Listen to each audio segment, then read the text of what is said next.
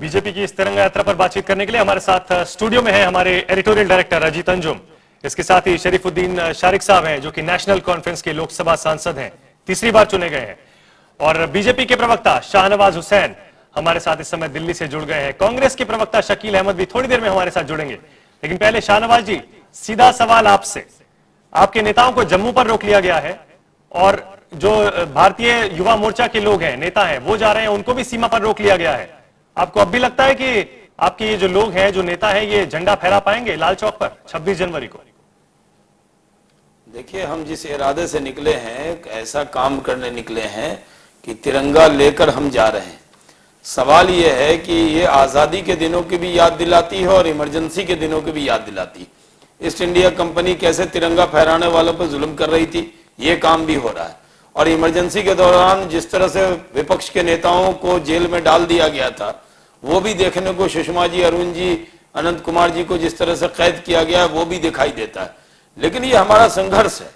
हमारी पार्टी का वजूद इस बात पे है कि इस जम्मू कश्मीर के अंदर दो निशान, दो विधान, दो प्रधान नहीं चलेगा। यही कह के हमारे संस्थापक अध्यक्ष डॉक्टर श्यामा प्रसाद मुखर्जी ने अपनी शहादत दे दी। हमने शहादत का जाम पिया।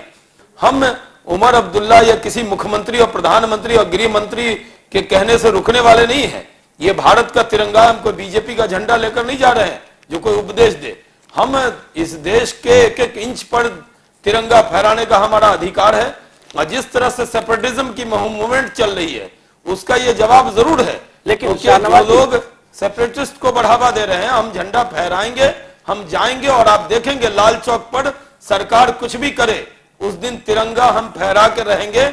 इनके सारे इरादे को विफल कर देंगे। लेकिन शाहनवाज जी, कुछ अजीब किस्म की जिद है ना। आप कह रहे हैं लाल चौक पर जाएंगे और किसी भी सूरत में झंडा फहराएंगे। जो हालात है उसमें साफ साफ देख रहे हैं हम कि सरकार ने रोक लिया आपके 3 नेताओं का, जिसका अभी हमने जिक्र किया। अनुराग सिंह ठाकुर जो इस तिरंगे को लेकर निकले हैं, वो अभी जम्मू की सीमा में प्रवेश भी नहीं कर पाए। सरकार पूरी तरह से चाक चौबंद इंतजाम है। आखिर कैसे पहुंचेंगे? पहली बात। नंबर 2 कि पहुंच के हासिल क्या होने वाला? मुझे लगता है जो पब्लिसिटी आपको चाहिए थी 11 राज्यों से गुजरकर और आज इतना हंगामा होने के बाद, वो कहीं न कहीं पब्लिसिटी आपको मिल गई है। अजीत जी, पब्लिसिटी की भूखी बीजेपी नहीं है।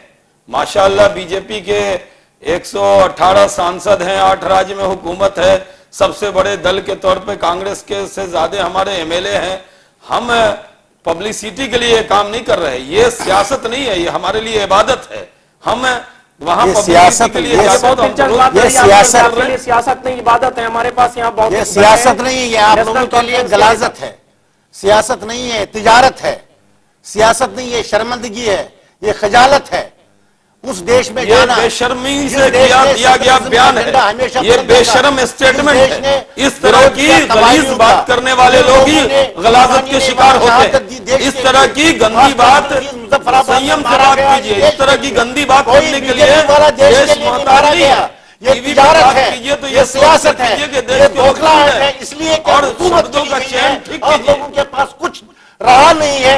अरे आप हमारे साथ नंगे होकर मैं फारूक अब्दुल्ला और उमर अब्दुल्ला की सरकार को मुबारक देता हूं और उनसे गुजारिश करता हूं कि सरकार में मंत्री मेरे साथ मंत्री जब हमारे साथ थे किसी सूरत फिरकपरस्ती की जलालत और फिरकपरस्ती की गलाजत ने पहले ही गांधी का खून किया है। और उसी गांधी के आज उस गांधी के मकबरे को गलीज करने के लिए राजनाथ सिंह लगाएंगे, जिनको कोई हक नहीं है। इसी सोच में, इसी गंदी सियासत नहीं है, इसी गंदगी के सोच में देश का बंटवारा किया है। क्या गंदगी के सोच में देश में फसाद होने वाला नहीं है। जारी रखेंगे। इस तरह की शाहनवाज जी, एक सवाल है जो बातें आपने कही, इसका इन्होंने विरोध किया नेशनल कॉन्फ्रेंस के नेता। एक सवाल है कि आज जिस बात की आप बात करें, 2 विधान, 2 संविधान, तमाम चीजों की बात, 5 साल आपकी सरकार, 6 साल पहले केंद्र में सरकार थी, उस समय भी वहां जम्मू कश्मीर में आतंकवादी हमले हुए। फारूक अब्दुल्ला उस समय वहां मुख्यमंत्री थे, आपके पार्टनर थे। उमर अब्दुल्ला जो आज मुख्यमंत्री हैं, वो केंद्र की सरकार में आपके पार्टनर थे, यहाँ मंत्री थे। तब वहां जम्मू कश्मीर असेंबली पर भी हमला हुआ, मानव बम का हमला हुआ, 40 लोग मारे गए। तब ये सब ख्याल क्यों नहीं आया वहां तिरंगा लेकर देशभक्ति का चैंपियन बनने का? देखिए अंजुम साहब, ये सवाल लोग खड़े कर रहे हैं, तब क्यों नहीं किया? तब पत्थर नहीं चले थे, आज पत्थर चल रहे हैं। नहीं, तब गोलियां चल रही थी, आप क्यों नहीं आए? पसीने फूट रहे थे घरों में, हम आपको कह रहे हैं, हम फट रहे थे, आपके पसीने, ये क्या कहते हैं, तिरंगा हर जगह धोतियां खुल रही थी यहाँ नेताओं की, जब हम लड़ रहे थे वहां देश के लिए। आप लोगों की धोतियां खुल रही थी। ये चड्डी वाला क्या बोल रहा है? बंदूकों के साए में चल रहे थे धोती वाले को बैठा लिया आपने, कैसी बात क्या बोल रहे हैं? धोती खुल रही है, नहीं, इसकी चड्डी उतर रही है, हम ये बोलेंगे क्या? और किस आदमी को आपने क्या लैंग्वेज हो रहा है?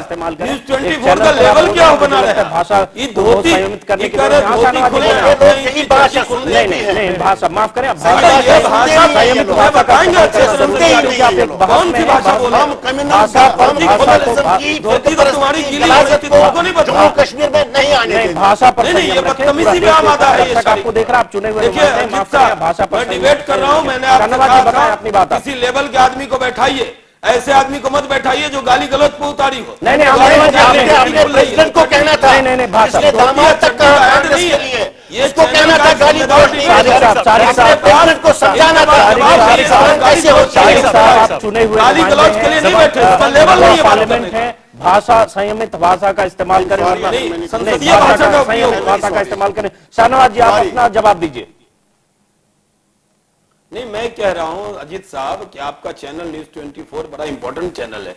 आपके गेस्ट के पैनल का हरदम ऊंचा आले तौर पे आप डिबेट कराते हैं।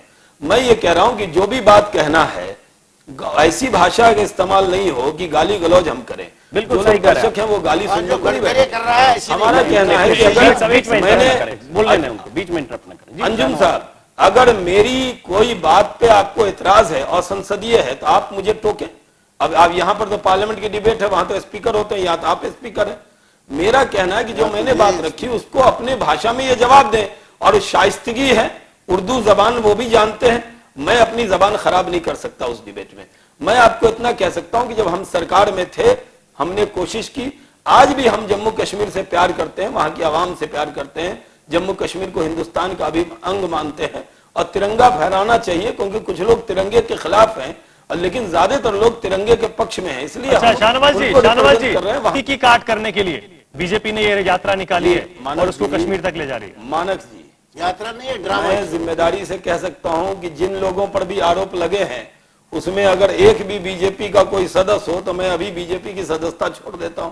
क्या बात कर रहे हैं आप? अगर कोई बात कहेंगे, कौन भारतीय जनता पार्टी का कौन सदस्य नहीं है? सवाल यह है कि जिन लोगों की चर्चा हो रही है, भारतीय जनता पार्टी हम इस बात पर यकीन रखती है कि जो लोग भी आतंकवाद में शामिल हैं, चाहे वो किसी मजहब के हों, उनके खिलाफ कार्रवाई होनी चाहिए।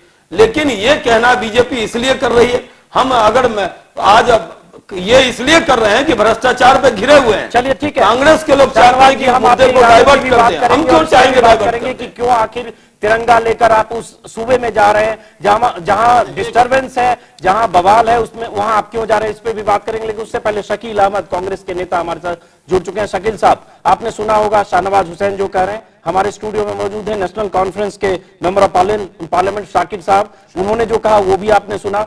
अब आप कहें कांग्रेस नेता के तौर पर जिस ढंग से पूरे देश में एक माहौल बनाया गया, आखिरकार अगर बीजेपी ये कह रही है कि कश्मीर में लाल चौक पर झंडा फहराना चाहती है, तो क्या एक पार्टी किसी दूसरे सूबे में जाकर झंडा नहीं फहरा सकती?